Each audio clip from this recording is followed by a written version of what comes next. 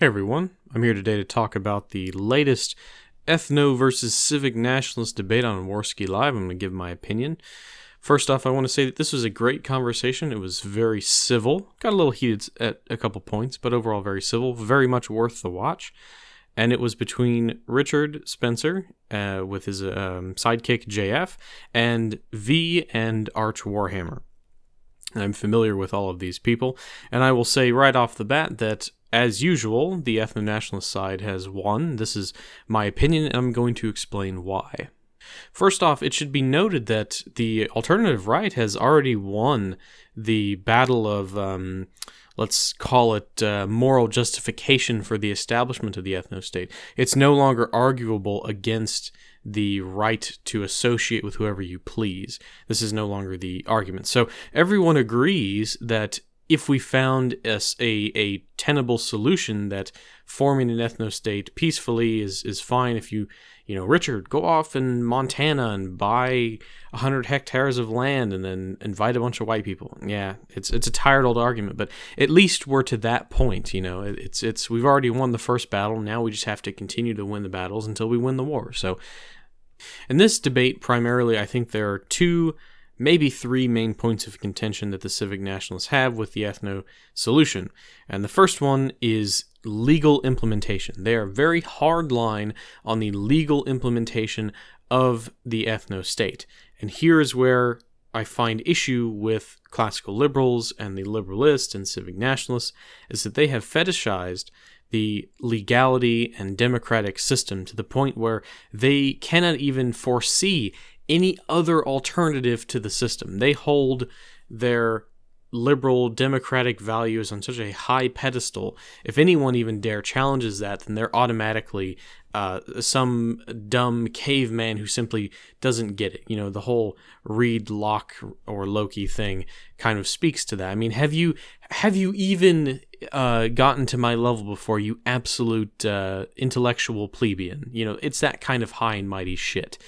So they have this very lofty idealistic opinion of liberal or classical liberal democracy. So any solution outside of that, to them, is just barbarism, which I think is ridiculous. There are plenty of solutions that maybe they're not intelligent enough to think of that I can think of. So when you argue with them, you have to keep this framework in mind. The best way to win them over is to come up with a solution that's legal within their frameworks, let's so to say. This is a sort of sneaky, underhanded tactic, but in the court of public opinion, it works.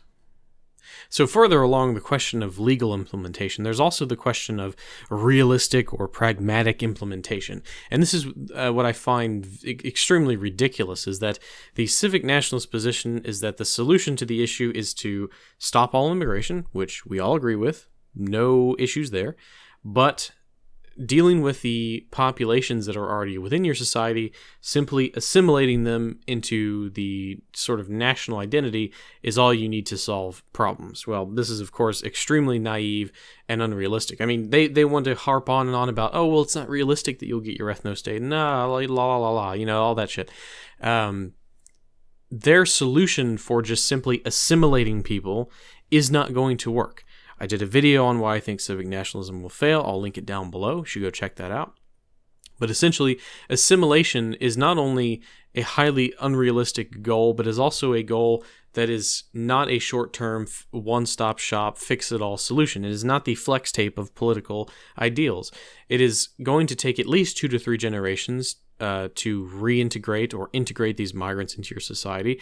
And in many cases, when you're talking about Islamists, even the second and third generation Muslim immigrants are more radical than their parents are. They're more anti-Western than their parents are because they have to live inside this decadent society that they see. And there's multiple other reasons, but I won't go into that. But just look it up. They're having a problem in Europe and America where the second and third generation migrants are becoming more and more radical as our society decays. But anyway, their solution, another point of contention they had is that the ethno-state is some, far-off ideal. JF brings up the point that white replacement might happen in 500 years. Well, I disagree with that number. The idea is correct. The number, I think, is too big. But It's also not something that's going to happen within 5 years, which is, I think, something that Richard mentioned. However, the liberalists here kind of go on and say, well, your ethno state is 50 years in the making. And it's like, okay, what is it going to take 2 or 3 generations down the road to fully assimilate these foreign people into your culture? And what happens in the meantime when your society collapses? And this leads into the next point of contention that they have, which I've decided to call the crisis. Now, you might be wondering, what is the crisis? Well, the crisis is the upcoming collapse of modern-day society. And I know this, it sounds ridiculous. This can't possibly happen. Well, I'm going to tell you this now. There is going to be another World War I situation. We are sitting on top of an atom bomb, and it's only going to take one dead Franz Ferdinand to set that motherfucker off and burn this world to the ground.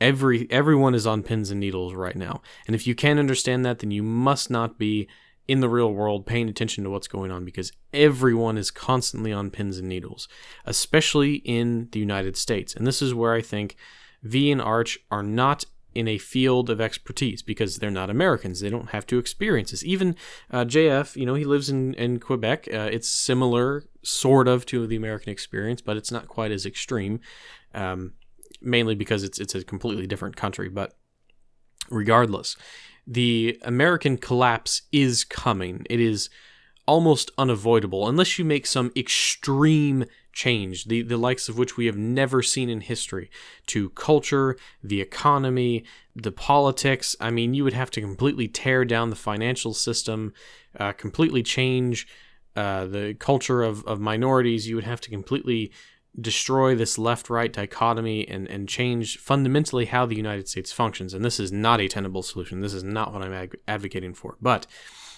you have to understand that this system will collapse. We have been living in a new Gilded Age since the post-war period.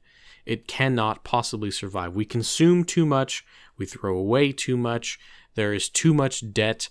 The financial system will collapse at some point or another, and there's very few ways that we can maintain this, I think, without the right-wing solution of order, hierarchy, authority, and tradition. The civic nationalists do not have, I haven't heard any real solutions to the upcoming crisis. In fact, V and Arch don't think that there is an incoming crisis.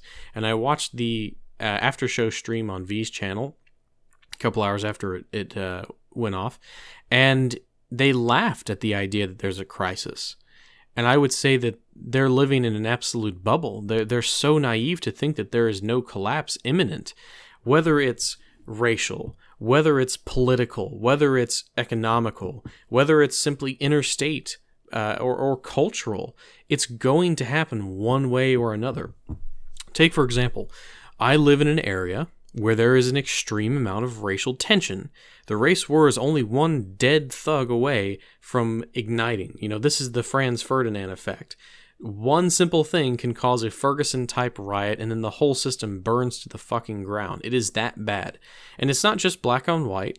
It's blacks and Hispanics here hate each other, and they're constantly murdering each other over territory. It's consistent. I don't know how else to explain it. Maybe I need to tell some more stories. But it's also, Asians and the rent-seeking upper-class Jewish people downtown who consistently like to kick everyone out of their high-rent apartments and then tear the place down and then build luxury condos or whatever. Yeah, it's not just, okay, they're literally killing each other. It's cultural things as well. But we look at political divide in the United States. It's a fucking Grand Canyon. You have on the one side, relatively sane, normal Trump supporters who just like America and guns and things like that. Typical patriot kind of things. Then you have, pretty normal urban Democrat liberals, not too dangerous, but, degenerate in a lot of ways. And then you have, on the extremes, you have a far-right proponents who want to burn the fucking system to the ground, and then you have far-right leftists like Antifa who want to burn the fucking system to the ground. I consider myself on the right side of that. I'm waiting for the whole thing to collapse, but eventually we're going to come clashing with each other. So, for example, if the Trump presidency was to be contested, there's going to be some fucking shit going down because obviously, 60 million people voted for Trump. Most of those people see this whole Russian investigation thing as bullshit. If anyone tries to take him down on this, there will be a civil conflict. In the same vein, if anyone tries to repeal the Second Amendment or the First Amendment or make any changes to the Constitution, there will be a civil conflict. Is this going to be as bad as the 1860s Civil War? Maybe, maybe not. We don't know. But there is going to be a conflict, and the system will change dramatically. There's always the threat of a balkanization of the United States. California, talking about secession. Texas, we've always been talking about secession, but, it's always a possibility. Economics, we're $22 trillion in debt. It's going to come back and bite us in the ass. Our financial system is run by an elite group of assholes who consistently use it for their own gain. It's a debt-backed currency, fiat economy. It's all fake money. We have a major spending problem. The futures of our children are being whittled away by the expenditure of people in Congress. But, all of these things are going to either come together in a beautiful light show of atomic display, or we're going to slowly whittle away and solve these problems, which is the right-wing solution. As I've said before, order, hierarchy, authority, tradition. We segregate ourselves into the classical nation state, which I'm going to do a presentation on once I get some more time to do reading, but either that or the civic nationalist thing will continue to erode the United States until it comes to the point of full-on civil war. So, maintaining the status quo, which is sort of what the civic nationalists do, except with more of a center-right twist, is only going to slow the decline just a little bit.